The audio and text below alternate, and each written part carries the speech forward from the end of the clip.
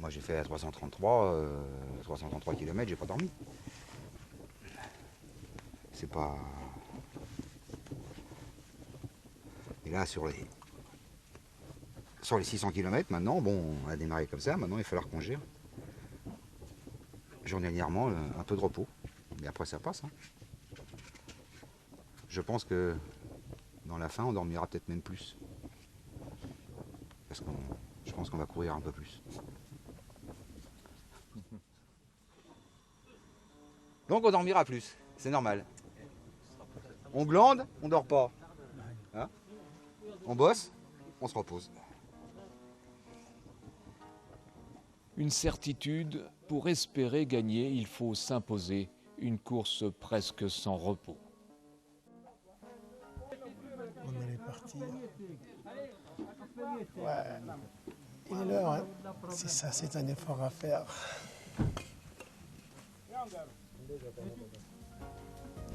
Bon, on va bientôt mettre le turbo alors, hein, ça va. Oh mais je suis bien content d'être à Fachy déjà, hein.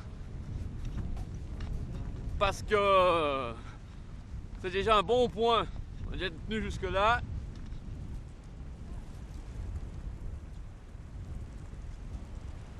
L'oasis de Fachy, pas encore la moitié du chemin de parcouru et toujours à perte de vue du sable et encore du sable. La fatigue poursuit son long travail de sape et le manque de sommeil commence à jouer des tours aux plus fragiles. Ouais, enfin, ils hallucinent complètement. Qu'est-ce qu'il nous a dit l'autre? Qu'est-ce qu'il avait vu? Ah oui, il y en a un plein désert, plein. Ça c'est Rios. Alors Rios, plein désert. Il est où là, Rios? Il est parti, lui, il est en pleine forme. Il m'appelle cette nuit, il pouvait pas Ouais, je sais, il m'a dit, mais c'est parce qu'il a pété un câble. Ouais, il voit une clôture, une grande clôture, alors il suit la clôture. Mais ça il faut prendre note. Et l'architecte, Ouais. alors lui, les cailloux, avec l'ombre de la lune, il voit des structures verticales, tu vois, c'est la déformation professionnelle, et il a peur. Il voit des trucs et il évite les cailloux, il les voit. Ça, faut noter ça pour le site internet. Moi, je veux avoir ce qu'ils ont vu. Moi, je veux qu'ils me racontent ce qu'ils ont vu. Je voyais des serpents, je voyais des bêtes sur les dunes. Il était grand temps que j'arrive, hein. J'étais comme ça. Et puis après, du CP 8 au 9, je croyais que j'étais perdu. Parce qu'en fait, j'avais pas mes lunettes et sur le GPS, je croyais que c'était un 12 qui s'était affiché à la place du 9. Mais on a passé des dunes comme ça, alors que en principe c'était la piste qui roule quoi. Je dis mais c'est pas possible quoi. Alors je me voyais déjà au CP12, je me dis bah c'est fini quoi. Je vais pas repartir en arrière, faire 66 bornes pour repartir en avant. Et c'était ouais. Ah ouais, ça a été une nuit chaude. Alicia a accéléré, elle a lâché l'italien, elle lui a mis 200 mètres, on va dire. Et faites chauffer de l'eau les gars là. Hé les gars, faites chauffer de l'eau. Parce qu'elle va être pressée. Hein. Elle va être là 15 minutes maximum. Faites chauffer de l'eau pour les boîtes. T'as mis pas beaucoup d'eau, hein. Ça chauffe plus vite. Juste ce qu'il faut pour recouvrir la boîte. Apparemment, les hallucinations ne touchent pas que les coureurs. Au lieu d'Alicia Barahona, c'est la silhouette de Pasquale Brandi qui apparaît à l'horizon. Je vais demander pourquoi il court. On est arrivé. Pasquale, alors pourquoi tu vas comme ça? Pourquoi? It's flat and hard. Et pourquoi Pourquoi courir comme ça? Because the twins of my team said me order the food. So we are very fast. Are you ready? Are you ready? I am ready. Are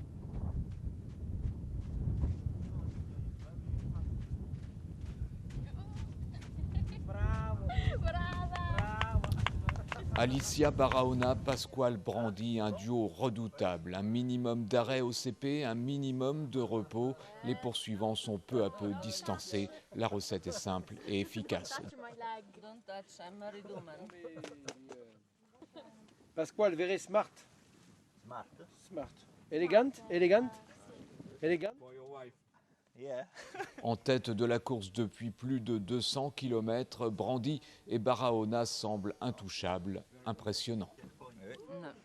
The Italian lady, she said that I am the nightmare of the Frenchman during this race because I won previously this race.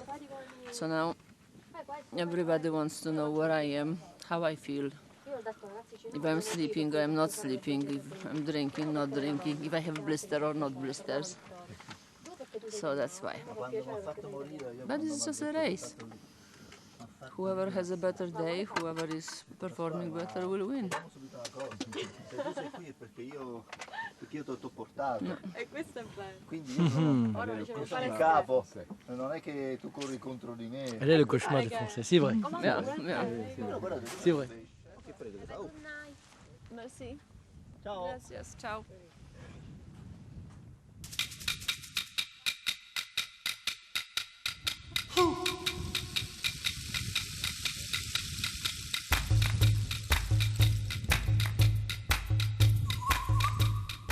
Ils vont commencer à payer, je pense.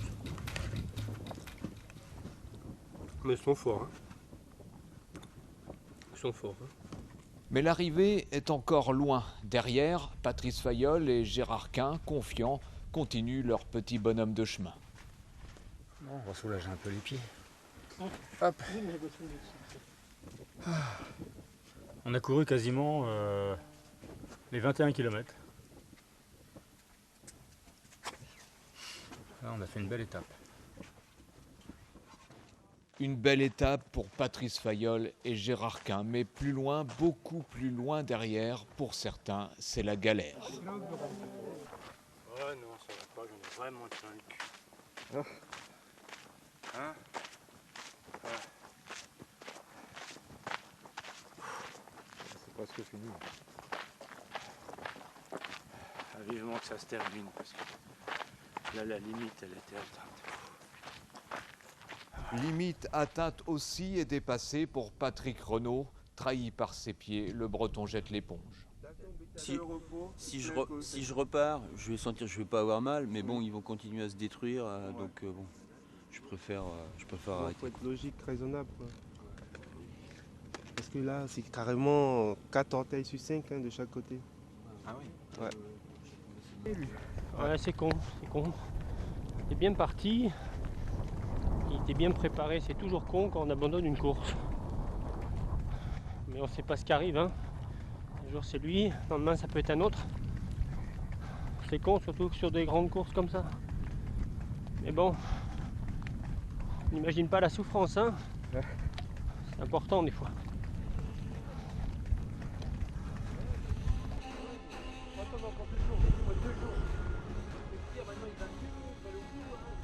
Une souffrance parfois insurmontable. En pleine forme la veille, Gérard Quint, autre favori, est lui aussi en difficulté. Par CP, à marcher comme ça, quel intérêt, franchement. Si, non, j'essaie, non, mais je comprends. Plaisir, mais... alors, non, mais on est d'accord, Il reste encore 300 bornes, hein. Inconscient, peut-être, fier, certainement. Les coureurs de l'extrême n'abandonnent que contraints et forcés lorsque le corps refuse obstinément d'avancer. Merci.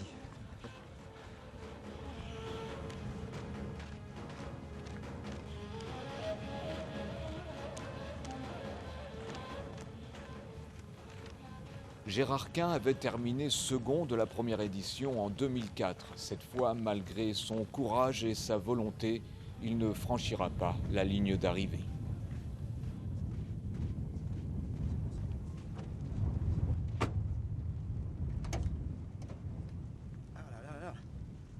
Quelle aventure. Tu sais, quand on est vieux, on n'est plus bon à rien. Hein. Là, il était juste à 7 km. 7 km. On n'est plus bon à rien quand on est vieux. J'ai des mails pour toi. Tout le monde te demande comment on fait la châtaigne blanche. Ah, la châtaigne blanche. Comment tu prépares la châtaigne blanche? Alors maintenant, tu as un coup de cuisine. Alors qu'est-ce qui t'arrive, mon père? Hein? Patrick, Gérard et puis Jean-François. À mi-chemin, les abandons se multiplient. On pense toujours que ça se passera très bien et puis non. Quoi. Non, tout est dur, la nuit, ça. Enfin, moi je vais pas le subir, mais le vent pour les autres, ça va être terrible. Hein. L'arbre du Ténéré, passage obligé lorsque l'on veut traverser le désert. Les Touaregs viennent ici se ravitailler en eau. Il reste encore 300 km à parcourir pour rallier Agadez. Un long, très long chemin lorsque les organismes commencent à lâcher. Et ça va aller, à mon avis, en s'aggravant un petit peu là. T'en as un qui va arriver, il faut que tu arrives à le filmer. C'est Monin, il marche comme ça. Il marche comme ça. Belle contracture au niveau du dos.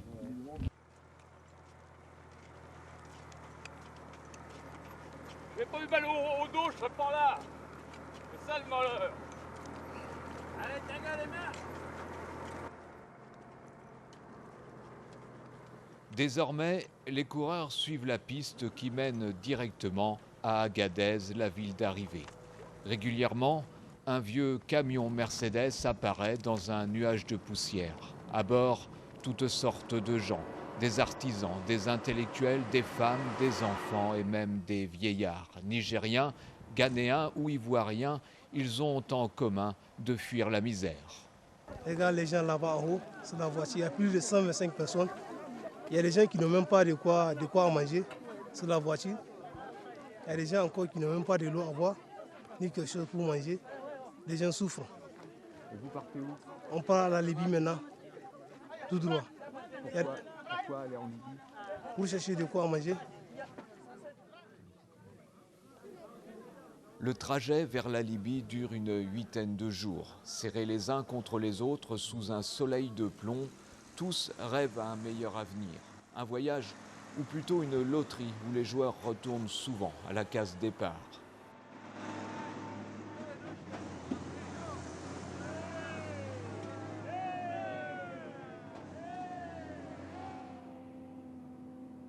Il est difficile d'échapper au désert et à la vigilance des militaires qui surveillent la frontière. Tiba, notre guide et chauffeur, en a fait l'amère expérience quelques années auparavant.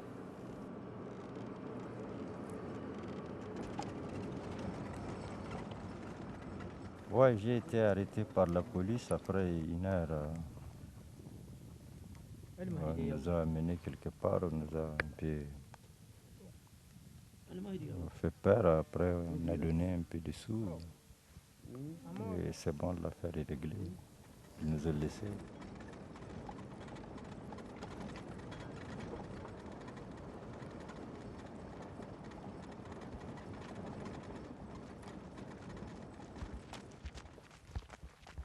Pour la première fois depuis plus de 400 km, les coureurs traversent quelques villages de bergers. Un moment de bonheur après les longues heures de solitude et de course dans le désert.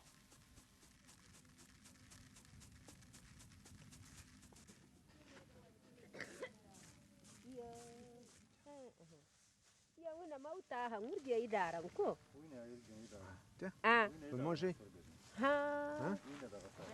D'accord? C'est extraordinaire. Ça fait réfléchir quand tu vois tout ça. Hein? Et nous, on se plaint pour une babiole. Retour à la civilisation, arbres, plantes, bref, la vie qui revient, ça vous met forcément du baume au cœur. Je reviens te chercher. La la la la la la la.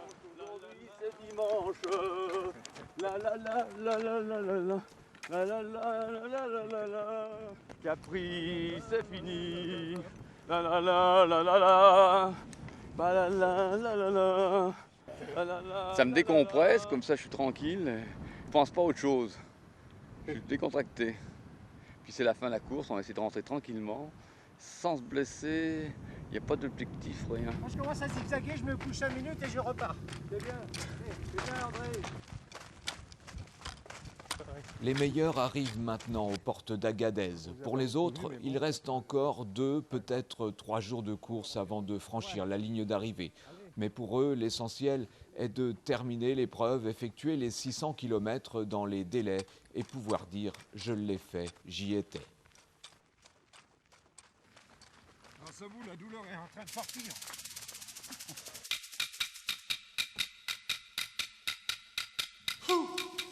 Petit matin sur le Ténéré, il fait encore frais. Se hâter lentement, prendre son temps Pour certains, la fin de course est laborieuse. Contraste étonnant avec l'allure que s'impose Pasquale Brandi. À la faveur de la nuit, l'Italien a distancé Alicia Barahona et file désormais seul en tête vers la ligne d'arrivée. Lydia!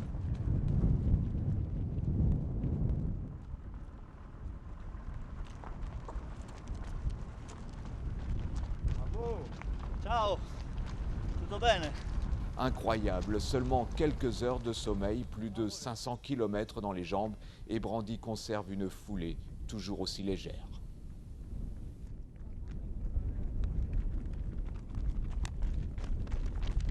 Vainqueur, vaincu, tous les coureurs de l'extrême vous le diront, chaque course reflète la personnalité de son organisateur. La 555, c'est du Gestin tout craché. Tempête de sable hier, mais c'est incroyable, pas de visibilité à plus de 100 mètres. Et on n'arrête pas la course, on n'est pas là en train de dire attention, ça y est, on casse départ ou alors on arrête tout. Non, il a fallu faire avec les éléments. C'est une école de la vie, c'est une expérience de la vie, comme disait Zanda, lui. Il disait, c'est l'expérience de ma vie, oui, mais c'est aussi l'école de la vie. Toute la vie, c'est la lutte pour réussir. Aujourd'hui, ils ont ça, dans un petit concentré, un petit condensé sur 15 jours. Voilà, votre vie, elle est là. Regardez comme il faut lutter tout le temps. Et puis au bout, ben, ça y est, le bonheur est au bout de la réussite. La réussite, le bonheur, il est avec la souffrance. J'ai rien à rajouter. Et je vais courir, moi. Non, mais, alors, Patrice, comme hey, allez, dessus. Allez, dessus. Malgré les encouragements de Gestin, Patrice Fayolle n'est plus en état de courir. Pour lui, maintenant, l'important est de préserver sa deuxième place au classement. Physiquement, je souffre particulièrement de la jambe gauche avec une tendinite.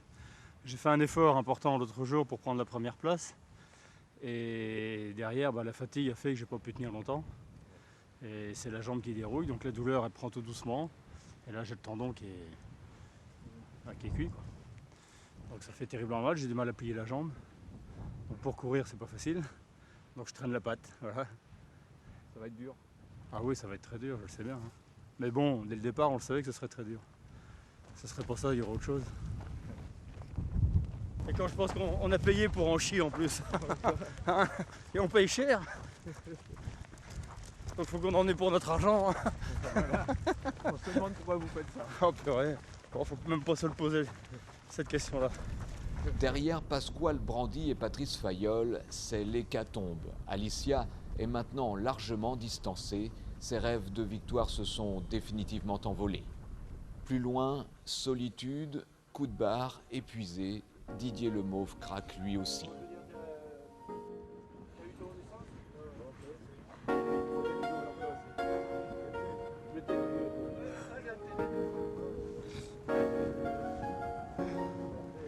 Et que faut-il penser d'un Zanda, amaigri, méconnaissable, une barbe de 6 jours, s'appuyant sur un bâton de fortune pour avancer? C'est le moral parce qu'il avance bien maintenant, ses pieds sont pas mal, hein, mais il est triste parce que ouais, je pense qu'il avait de plus grosses ambitions sur la course, lui. Hein. Il aurait aimé être dans le quintet de tête là. Mais il apprend, il va se faire une raison. Bon allez, le devoir m'appelle. La 555 emmène les concurrents à la limite du supportable. Un réconfort pour Zanda, il n'est pas le seul dans cette galère. Ah ben yo, ça fait plaisir de te voir. Faut te remonter un peu le moral, il est dans les chaussettes, mais faut le remettre autour du cou là. Un véritable chemin de croix pour certains, mais aussi finalement une révélation. Les jambes ne suffisent pas pour vaincre la route du sel, il faut aussi avoir un sacré mental. Courrier de la journée. Mais faut y aller, tu vas y aller. Tu vas y aller, Jérôme. Hein? Mais si, faut t'accrocher. Faut t'accrocher pour tout bonhomme.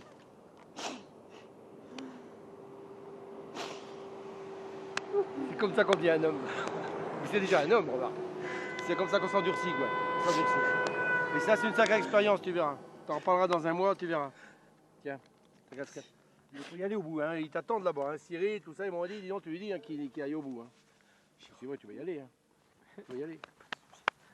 Tu vas y aller. Tu vas pas me faire chier avec toi. Non, mais c'est dur. Bah non, mais ça me fait chier aussi de nous voir comme ça, tu vois. Il faut tenir, mon Dieu, mon Dieu. Il faut tenir. C'est la tête, hein. Il n'y a plus que ça, de toute façon, c'est la tête. Plus que ça, de toute façon. Plus que ça. Plus que ça Mais tu l'as, justement. Tu l'as, la tête. Tu l'as. Allez, à plus, à demain.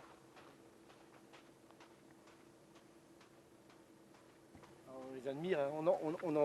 On a envie de pleurer, on a envie de quoi, de rire, on a envie de... On a surtout pas envie de se moquer d'eux, hein, parce que il faut vivre le triple là, pour le comprendre. Des gens d'extérieur peuvent pas s'imaginer ce que c'est, quoi. Ils peuvent pas. Il faudrait qu'ils soient avec nous, vivre avec eux et les regarder pendant 15 jours, faire ça, et dire putain mais c'est surhumain, quoi. Ils comprennent pas, il faut qu'ils soient dans le jeu aussi. Celui qui est dans le jeu, il va comprendre, il dit putain, les mecs, ils en ont. Hein. Puis c'est plus les mêmes, ils sont complètement une autre personnalité, quoi. Ça y est, ils sont à poil. Plus rien, plus de superficiel. Il n'y a plus que du vrai, quoi.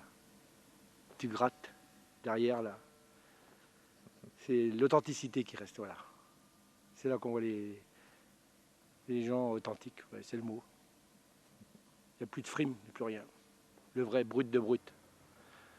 Brut de béton, comme on dit. Voilà.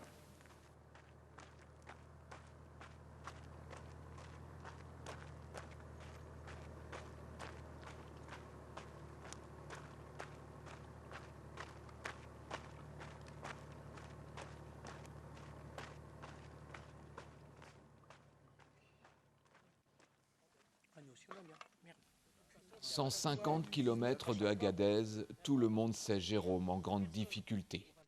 T'organises bien ta course comme tu veux, donc à la limite. L'esprit de tribu prend la relève. Marianne et Philippe ont décidé d'attendre le Benjamin de la course et de terminer l'épreuve à ses côtés.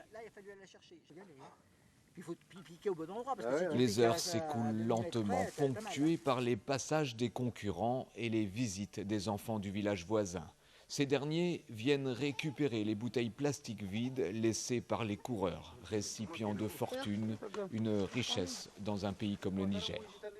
Oui, c'est important parce qu'ils mettent de l'eau ou bien de l'huile, c'est bon. Vraiment, c'est un quota. Vraiment, nous, on souffre. Niger, on a beaucoup de problèmes. On souffre. On n'a rien, vraiment. On souffre, on souffre. Tu as vu quand j'ai l'appelé, il veut pour tomber, même pour prendre le bidon. Tu vois. C'est comme ça. Ils sont des gens qui sont fatigués, ils n'ont pas de moyens. C'est comme ça.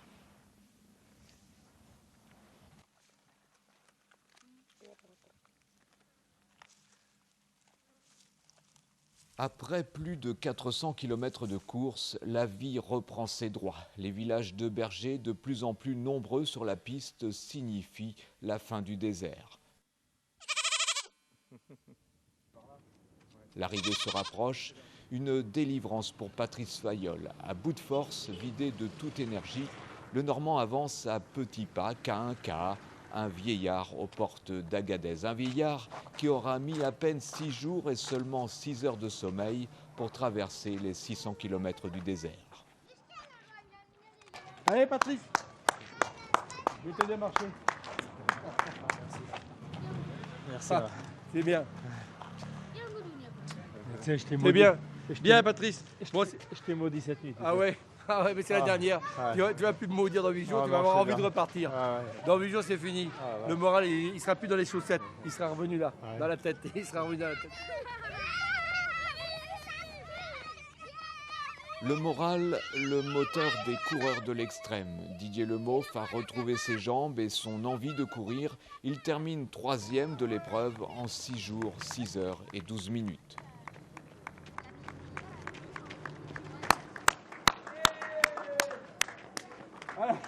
C'est bien, c'est bien, c'est bien Didier, c'est bien, c'est bien, bravo, bravo, bravo, bravo. Bravo la Bretagne, bravo. Les Bretons, c'est des solides, c'est bien.